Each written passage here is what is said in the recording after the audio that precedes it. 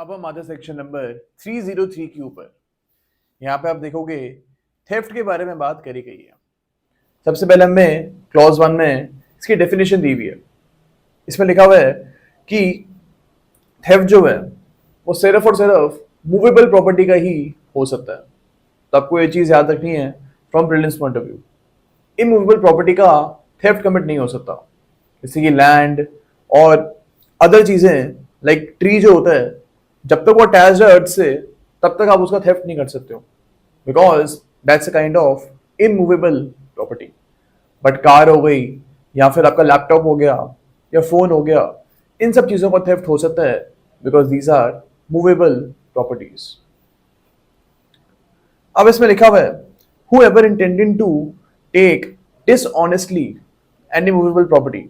तो यहाँ पे आप देख रहे हो कि डिसऑनेस्टली का एंगल आ रहा है, यानी आपकी खराब इंटेंशन होनी चाहिए एंड उस इंटेंशन के साथ आप किसी दूसरे बंदे की प्रॉपर्टी को मूव कर रहे हो। सपोज एक पर्सन है, वो बी का दोस्त है एंड उसने जस्ट बी की घड़ी देखने के लिए उठाई थी कि कैसी लग रही है and just to see that watch. अब यहाँ पे उसने बी का कंसेंट नहीं लिया था, ऐसे ही देखने लग गया उसे घड़ी उठा के। यहाँ पे ए ने थेफ्ट कमिट नहीं की है बिकॉज उसके यहाँ पे कोई भी डिसऑनेस्ट इंटेंशन नहीं थी। ओके, यहाँ पे अगर वही चोरी करने के लिए वो घड़ी को उठाता तो हम बोल सकते थे कि ए ने थेफ्ट कमिट किया। तो डिसऑनेस्ट इंटेंशन जो है ये इंपॉर्टेंट है। आगे बढ़ते हैं हम इसमें। Any movable property out of the possession of any person without that person's consent. यानी कि आप ये जो मूवेबल प्रॉपर्टी उठा रहे हो डिसऑनेस्टली, या आप उस पर्सन की कंसेंट के बिना उठा रहे हो। यहाँ पे जरूरी नहीं है कि जिस पर्सन की पोजेशन से आप उस सामान को उठा रहे हो he is the owner of property, ऐसा जरूरी नहीं है। आप ऐसा भी कर सकते हो, सपोज एक बंदा है, एक पर्सन है, इससे अपनी घड़ी दी हुई है बी को। ओके, अब B is the servant of A, तो जस्ट देखभाल करने के लिए ए ने जो वॉच है वो बी को दी हुई है। अब बी की पोजीशन से सी इस घड़ी को चुरा लेता है। यहां पे हम बोलेंगे कि थेफ्ट कमिट हुआ है, इवन दो ए जो ओनर है उसके पास से डायरेक्टली आपने घड़ी नहीं चुराई है, बट आपने बी के पास से इस घड़ी को चुराया है जो उस घड़ी की पोजीशन में था एंड उसके पास वो घड़ी थी। तो यहां पे भी थेफ्ट कमिट हो सकता है।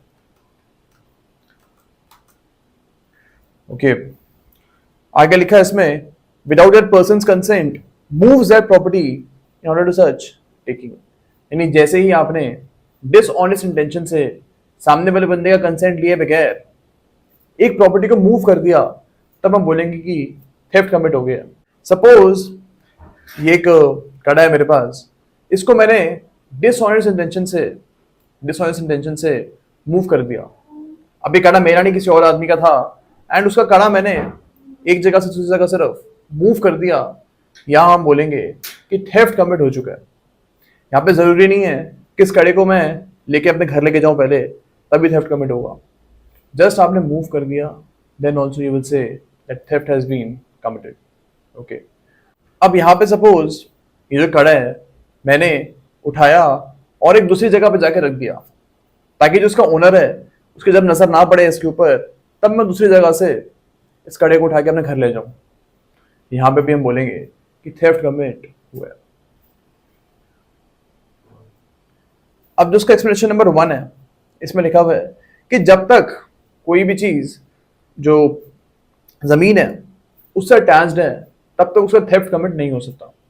लेकिन एज सून एज आप उसको जो जमीन है उससे काट दोगे, then we can say that theft has been committed. For example tree, जब तक ट्री जमीन से अटैच्ड है तब तक हम ये नहीं बोल सकते हैं कि उसका थेफ्ट कमिट हो सकता है। लेकिन जैसे ही आपने उस पेड़ को काट दिया और उसकी जो लकड़ियां हैं आपने अलग से जाके रख दी, तब हम बोलेंगे that theft has been committed. Okay, अब इसका एक्सप्लेनेशन नंबर 2 बोलता है कि सपोज वही लकड़ियों को आपने काट के एक जगह पे रख दिया, यानी आप उनको मूव करते हो विद डिसऑनेस्ट इंटेंशन।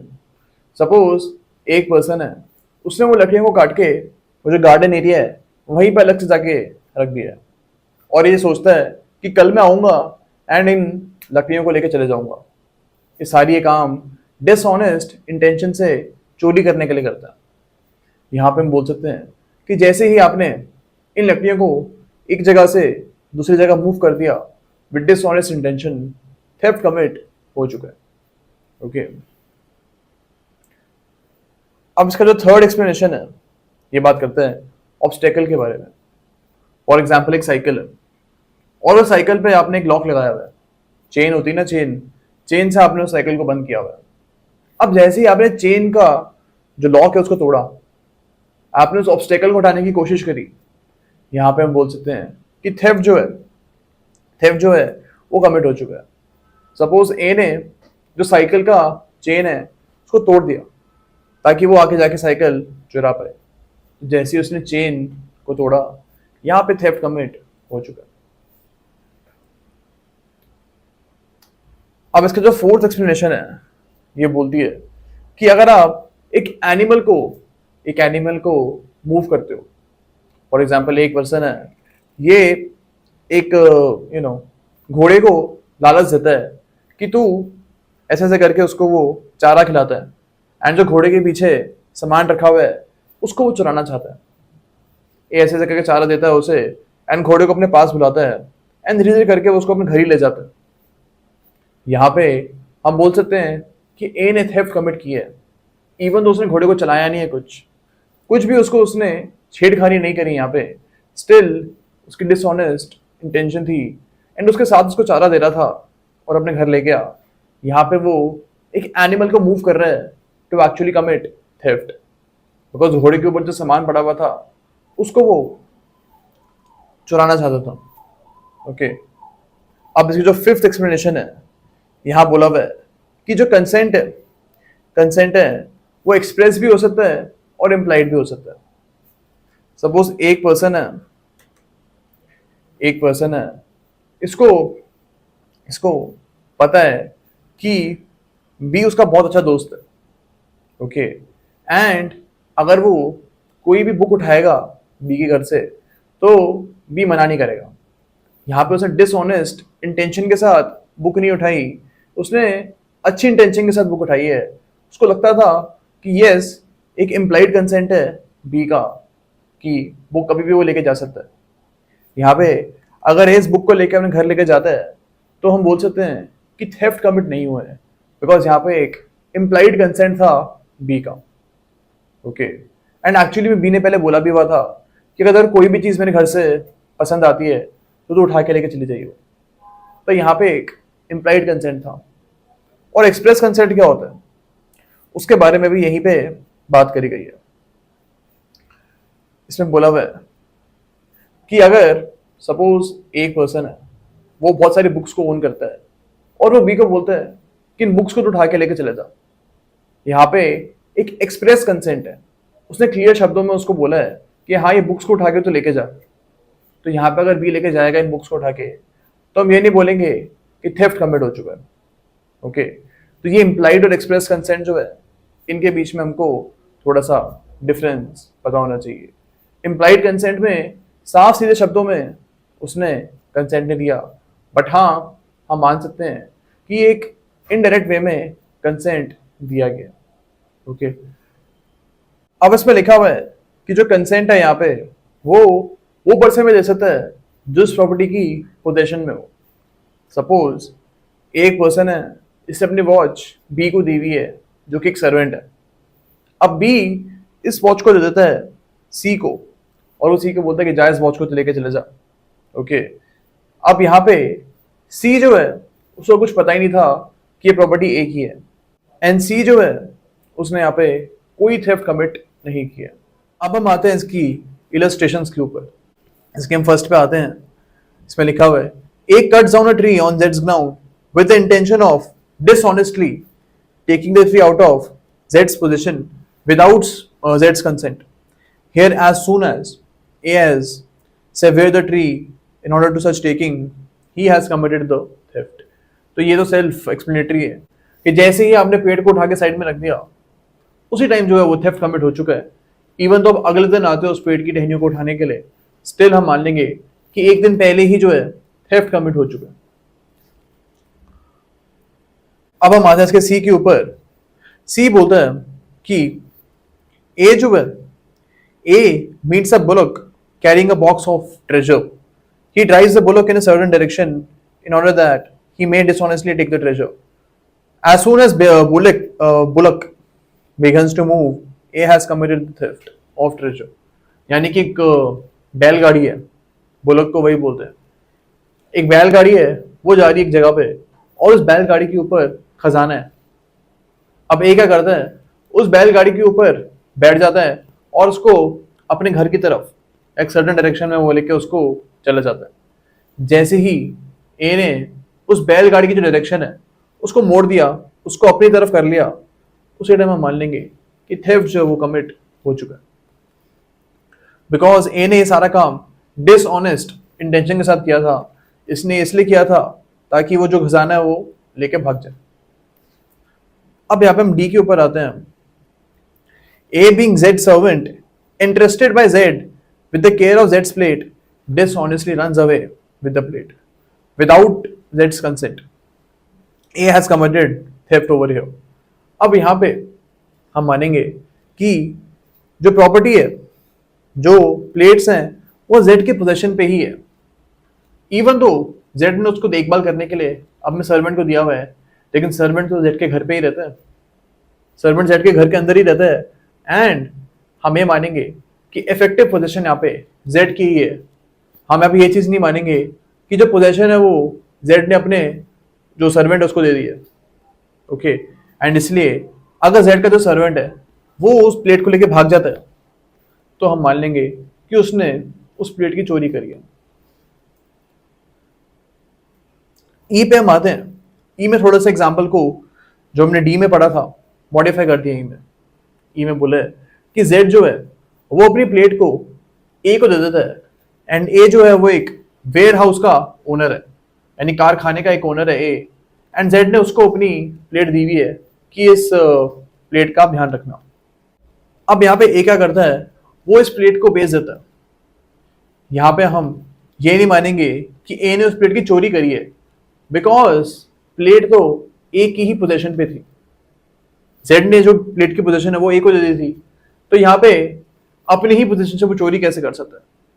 यहाँ पे चोरी नहीं हुई है, लेकिन इन्हें क्रिमिनल ब्रीच ऑफ ट्रस्ट की है। जेड ने अपनी प्लेट ए के ऊपर भरोसा करके दी थी कि वो उसका ध्यान रखेगा, उसको बेचेगा नहीं, एंड उस भरोसे को एक तरीके से ए ने तोड़ा है। And that is why it is a criminal breach of trust and not theft. अब हम आते हैं इसके एफ के ऊपर। एफ में बोला है कि ए को जेड की रिंग जो है एक टेबल पे पड़ी हुई मिली थी। ओके, एंड जो ए है उस रिंग को उठा के भाग जाता है। अब जेड की ही घर पे, जेड की ही टेबल के ऊपर जेड की ही रिंग पड़ी हुई थी, और अगर आप उसको लेके चले जाते हो तो ऑब्वियसली यहाँ पे थेफ्ट कमिट हो चुका है। बिकॉज हम यहाँ पे मानेंगे कि जो रिंग है वो जेड की ही पोजीशन पे थी। जी पे हम आते हैं। ये बोलता है कि अगर आपने एक रिंग देखी है जो जमीन पे पड़ी हुई थी और आपने कुछ देखा वेखा नहीं आसपास, एंड सीधा रिंग को उठाया और लेके भाग गए, क्या यहाँ पे चोरी हुई है? यहाँ पे चोरी नहीं हुई है, यहाँ पे थेफ्ट जो है वो कमिट नहीं हुआ है। बिकॉज ए को, जिसने वो जो रिंग है वो देखी सड़क पे पड़ी हुई, ए को यहाँ पे पता ही नहीं था कि वो रिंग है किसकी। ए को यहाँ पे पता ही नहीं था कि वो रिंग किसके पोजीशन पे है, एंड इसलिए यहाँ पे कम से कम थेफ्ट कमिट नहीं हुआ है। लेकिन यहाँ पे criminal misappropriation of property commit हुई है। ये ऑफेंस यहाँ पे कमिट हुआ है, बट थेफ्ट यहाँ पे कमिट नहीं हुआ है। अब क्रिमिनल मिसअप्रोप्रिएशन हम आगे जाके सेक्शन नंबर 403 में पढ़ेंगे कि होता क्या है। बट आपको ये चीज समझनी है यहाँ पे कि रिंग यहाँ पे लावारिस पड़ी हुई थी, किसी पर्टिकुलर पर्सन के पोजीशन में नहीं थी, एंड इसलिए यहाँ पे थेफ्ट जो है वो कमिट नहीं हुआ। एच पे हम आते हैं। एच में लिखा हुआ है कि ए क्या करता है, ए क्या करता है कि जेड की रिंग जेड की ही घर में पड़ी हुई थी, उसने वो देखी। अब ए को लगता है कि आज तो मैं इसकी चोरी नहीं कर पाऊंगा, आज मैं सिर्फ इतना करता हूं कि इसकी रिंग उठाता हूं और एक ऐसी जगह पर रख देता हूँ जहाँ पे जेड की नजर नहीं पड़ेगी, एंड अगले दिन मैं दोबारा आऊंगा एंड उस पर्टिकुलर जगह से वो रिंग उठा के भाग जाऊंगा। यहाँ पे क्या ए ने चोरी करी है? हम इस टाइप का एग्जांपल पहले भी पढ़ चुके हैं कि जैसे ही आपने उस रिंग को डिसऑनेस्ट इंटेंशन से एक जगह से दूसरी जगह पे मूव कर दिया, उसी टाइम हम मान लेंगे कि थेफ्ट कमिट हो चुका है। यहाँ पे ए ने जेड के ही घर में उस रिंग को जाके कहीं और रख दिया था जहाँ पे जेड की नजर ना पड़े, एंड उसी टाइम जो है थेफ्ट कमिट हो चुका है। ओके, अब हम आते हैं इलस्ट्रेशन नंबर आई के ऊपर। इसमें बोला गया है ये ए जो है वो अपनी घड़ी जेड को जाके दे देता है। जेड एक ज्वेलरी शॉप का ओनर होता है। अब जेड के पास घड़ी रखी हुई है, अगले दिन जाता है ए और फोर्सफुली जेड के हाथ से अपनी घड़ी वापस लेके आ जाता है। क्या यहाँ पे ए ने थेफ्ट कमिट की है? अब ए के ऊपर जेड का कोई भी कर्जा नहीं था, ए को जेड को कोई पैसे नहीं देने थे, जेड को रिपेयरिंग के पैसे भी नहीं देने थे ए को। सपोज जो घड़ी ए ने जेड को दी है वो 4 दिन के बाद रिपेयर में जानी थी, और अगले दिन ही ए उस घड़ी को वापस लेके आ जाता। यहाँ पे ए ने कोई भी थेफ्ट कमिट नहीं किया है, बिकॉज ना ही जेड ने उस घड़ी को रिपेयर किया था अभी, और ना ही ए का कोई डेट ड्यू था जेड के ऊपर। Okay, and that is why A जो इस प्रॉपर्टी को लेके जा सकता है। लेकिन जो उसने फोर्सफुली घड़ी को उठा के लेके गया है वो जेड की, उसके लिए उसको पनिशमेंट मिल सकती है, बिकॉज उसने क्रिमिनल फोर्स लगाया जेड की हथेली के ऊपर और खींच के लेके गया। इस चीज के लिए उसको पनिशमेंट मिल सकती है, लेकिन चोरी की पनिशमेंट यहाँ पे ए को नहीं मिलेगी। अब हम आते हैं क्लॉज 2 के ऊपर। यहाँ पे पनिशमेंट दी हुई हमें थेफ्ट की। अब पहले जो पनिशमेंट थी एंड अब जो पनिशमेंट है उसमें डिफरेंस है। पहले सिंपल यहाँ पे 3 इयर्स की पनिशमेंट होती थी, एंड अभी भी ये चीज फर्स्ट कन्विक्शन के ऊपर सेम पनिशमेंट है। यानी पहली बार अगर आप थेफ्ट कमिट कर रहे हो तो आपको 3 साल तक की सजा मिल सकती है, लेकिन आप उसके बाद दूसरी बार या तीसरी बार कभी भी आप दोबारा से थेफ्ट करते हो, इस केस में आपको मिनिमम यहाँ पे 1 ईयर की एंड मैक्सिमम 5 इयर्स की पनिशमेंट मिल सकती है। तो सब्सिक्वेंट कन्विक्शन के ऊपर दूसरी तीसरी बार थेफ्ट कर रहे हो तो मिनिमम पनिशमेंट 1 ईयर का प्रोविजन यहाँ पे गिवन है। तो ये हमको यहाँ पे याद रखना है। अब इसमें लिखा हुआ है कि अगर जो चोरी की प्रॉपर्टी है उसकी वैल्यू 5,000 रुपए से कम की है, यानी 5,000 से कम वैल्यू की आपने कोई आइटम चुराई है और आपको कन्विक्शन होता है, इस केस में आपको जो है कम्युनिटी सर्विस की पनिशमेंट मिलेगी। ओके, तो यानी आपको यहाँ पे जेल नहीं भेजा जा रहा है, सिर्फ आपको बोला गया है कि कुछ कम्युनिटी सर्विस आप करो, समाज के भले के लिए कुछ काम करो, पेड़ उगाओ वगैरह वगैरह। तो यहाँ पे ये चीज की पनिशमेंट हमें गिवन है। और ये जो कम्युनिटी सर्विस की पनिशमेंट है ये तभी मिलेगी जब चोर जो है प्रॉपर्टी को रिटर्न करेगा। अगर वो प्रॉपर्टी नहीं लौटा रहा है ओनर को, तो फिर उस केस में ये जो कम्युनिटी सर्विस की पनिशमेंट का बेनिफिट मिल रहा है उसको, वो नहीं मिलेगा, एंड उसको नॉर्मल सजा ही होगी। फिर जो 3 साल तक की मैक्सिमम सजा है ना, वही उसको फिर होगी। तो यहाँ पे जरूरी है कि प्रॉपर्टी पहले आपको रिस्टोर करनी पड़ेगी।